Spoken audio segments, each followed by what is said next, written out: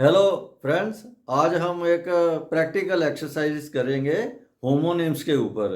Homonyms जैसे हमने पिछली वीडियोस में भी डिस्कस किया था, वो वर्ड्स होते हैं जो बोलने में एक जैसे लगते हैं लेकिन उनके मीनिंग अलग होते हैं।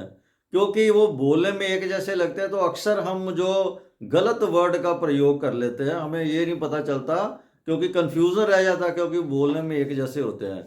तो हम प्रैक्टिकल एक्सरसाइजेस करके देखेंगे कि कौन सा वर्ड कहाँ पे आना है। होमोनिम्स यहाँ मैं ये बताना चाहूँगा कि एग्ज़ाम, चाहे वो स्कूल का एग्ज़ाम हो या कोई कंपटीशन का एग्ज़ाम हो, उसके एंगल से बहुत इंपॉर्टेंट होते हैं। बहुत सारे जो है उसमें से प्रैक्टिकल एक्सरसाइजेज आती हैं। तो मेरी रिक्वेस्ट है कि वीडियो में एंड तक जरूर बने रहें, और अभी तक चैनल को सब्सक्राइब नहीं किया तो प्लीज़ सब्सक्राइब द चैनल। तो चलो देखते हैं कि कैसे हमने यूज़ करना है। Let us start. अब ये देखिए, पहला हम एक प्रैक्टिकल एक्सरसाइज में ये देखेंगे कि कुछ फिल इन द ब्लैंक्स करेंगे। हम खाली दिया हुआ है कि दो होमोनिम्स जो दिए हैं एक ही जैसी आवाज वाले वर्ड, जैसे यहाँ पे एक्सीड एक्सीड है, तो हम देखेंगे कौन सा अप्रोप्रिएट वर्ड हमने यहाँ पे यूज करना है। तो पहला जो है वो हमारा सेंटेंस देखो, he was kind enough to dash to my request. वो बड़ा काइंड था। हम ये कहना चाहते हैं कि उसने मेरी रिक्वेस्ट को मान लिया। हम तो यही कहेंगे ना, to agree to my request. तो एग्री का मतलब मान लेना है ना। तो इसमें दो वर्ड दिए, एक्सीड और एक्सीड। एक्सीड जो होता है इसका मतलब होता है मान लेना, और ये एक्सीड का मतलब होता है जो लिमिट से बाहर बढ़ जाना। तो हमें यहाँ लिमिट से बढ़ वाला तो आएगा ही नहीं, यहाँ पे तो मानने की बात कर रहे हैं। He was kind enough to accede to my request, क्योंकि रिक्वेस्ट से तो मानने की बात होगी, तो यहाँ पे एक्सीड आ गया। He was kind enough to accede to my request. Everybody should be given dash to the temple. अब इसमें दो वर्ड है, एक्सेस और एक्सेस। अब एक्सेस का जो ये वाला मतलब होता है इसका, एक्सेस का, कि उसको पहुंच में आना, उसको भी जाने की इजाजत एक किस्म से आप कह सकते हैं। दूसरा एक्सेस है कि ज्यादा। तो अब हम यहाँ पे ये वर्ड में सेंटेंस में देखते हैं कि कौन सा अप्रोप्रिएट रहेगा। Everybody should be given dash to the temple, मतलब पहुंच ही दी जाए ना, उसको जाने की इजाजत ही दी जाए ना, तो यही हम कहना चाहते हैं। तो यहाँ पे आएगा असेस। बढ़ गया वो तो नहीं आएगा कि एक्सेस हो गया, लिमिट से ज्यादा हो गया, वो तो नहीं कहेंगे। अगला देखो, the dash to this mountain is not an easy task. अब इसमें दो वर्ड है, असेंट और एक्सेंट। एसेंट का मतलब होता है कि किसी को मानना, अपनी कंसेंट दे देना, अपना किसी चीज को मान लेना। और एक्सेंट का मतलब होता है चढ़ाई। अब इसमें देखते हैं कौन सा फिट बैठता है। The dash to this mountain is not an easy task. तो अब मानने की तो जो बात ही नहीं, हम तो चढ़ाई की बात ही करेंगे ना, तो यहाँ पे आ जाएगा ascent. Ascent to this mountain is not an easy task. ये इतनी स्टीप चढ़ाई है कि इसको चढ़ना कोई आसान काम नहीं है। अगला देखो, she achieved this distinction by the dash force of hard work. अब यहाँ पे दो वर्ड दिए, शेयर और शेयर। ये शेयर का मतलब होता है केवल और केवल, और ये शेयर का मतलब होता है भेड़ की जैसे खाल ऊन उतारते हैं ना उसकी, तो वो उसको बोलते हैं शेयर। तो यहाँ she achieved this distinction by the dash force of hard work. यहाँ तो हार्ड वर्क की बात कर रहे हैं कि उसकी जो उसने अचीवमेंट की है वो हार्ड वर्क की वजह से की है। तो हम केवल और केवल बात ही हो सकती है ना कि शेयर ये वाला है। अब भेड़ का बाल उतारने की तो यहाँ कोई बात नहीं है, वो तो आएगा नहीं। लेकिन बोलने में क्योंकि एक जैसे दिमाग में रह जाता है कि कौन सा आना है, उसमें हम कंफ्यूजन कर देते हैं। The reading of the cheap books produce a bad dash on the youth. अब इसमें इफेक्ट और इफेक्ट है। ए इफेक्ट का मतलब होता है वर्ब है, ये मतलब प्रभाव डालना। This has affected my achievement. अब ये इफेक्ट जो है ये होता है प्रभाव, ये है प्रभाव डालना, ये होता है प्रभाव। अब ये दोनों में फर्क देखो। तो हमारा क्या है, the reading of the cheap books produce a bad dash on the youth.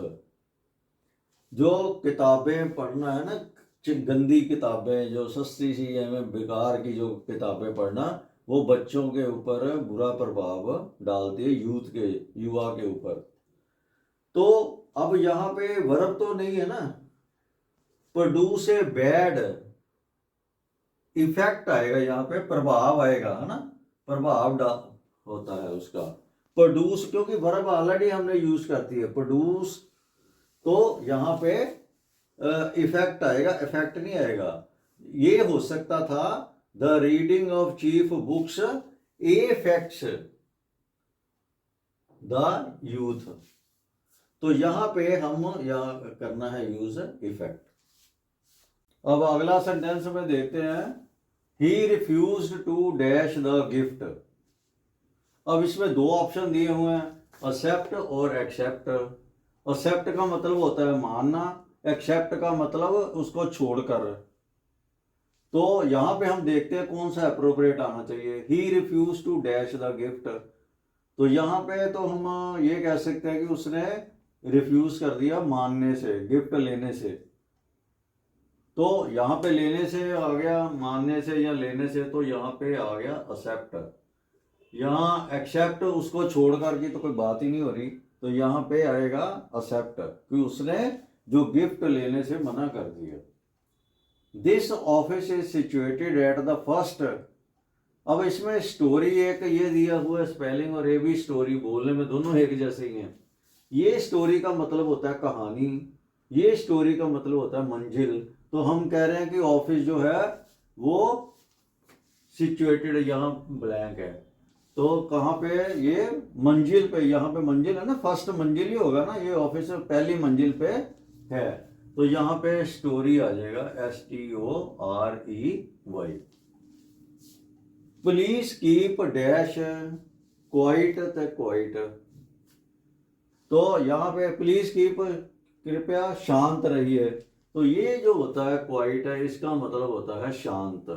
तो ये हमारा आ जाएगा शांत, प्लीज कीप क्वाइट। उसके स्पेलिंग ये होते हैं, हम आम कई बार ये लिखा होता है, ये स्पेलिंग नहीं होते, ये कंफ्यूजन होता है। What is the name of the dash of this college. तो यहाँ पे दो ऑप्शन दिए हुए, एक ये प्रिंसिपल दिया हुआ है, होता तो प्रिंसिपल ही है, तो ये प्रिंसिपल दिया हुआ है। ये जो प्रिंसिपल होता है ये मुख्य अध्यापक के लिए यूज करते हैं, ये प्रिंसिपल हम करते हैं सिद्धांत के लिए। तो what is the name of the, तो यहाँ पे तो हम प्रिंसिपल मुख्य ऑफ दिस कॉलेज के, तो हम मुखिया की बात कर रहे हैं, तो यहाँ पे प्रिंसिपल आ जाएगा, ये spelling. What is the name of the principle of this, हम तो नाम तो प्रिंसिपल का होगा, सिद्धांत का तो कोई नाम नहीं होगा। This house is near the dash of India. तो यहाँ पे दो दिए बॉर्डर, ये बॉर्डर होता है, जो बॉर्डर होता है हमारा दो कंट्री के बीच में, ये बॉर्डर होता है जो आवासी होता है किसी जगह का। तो हम तो है ना हमारे इंडिया के, जो इंडिया का क्या होगा, बॉर्डर ही होगा, तो बॉर्डर में ये वाला यूज करेंगे, BORDER। यहाँ आवासी की नहीं है, ये है कि बॉर्डर के पास है, तो यहाँ आवासी वाली तो कोई बात नहीं है, यहाँ बॉर्डर जो रेखा है दोनों कंट्रियों के बीच, उसकी बात कर रहे हैं। This world is nothing but dash illusion. और ये इल्यूजन का क्या मतलब होता है, इल्यूजन का मतलब होता है जो एक छलावा जिसको कह सकते हैं, तो ये इसका ये मतलब होता है। तो यहाँ पे छलावा, ये वर्ड कुछ और नहीं, बस एक छलावा है, दिखावा है, तो यहाँ पे ये वाला हम यूज करेंगे इल्यूजन।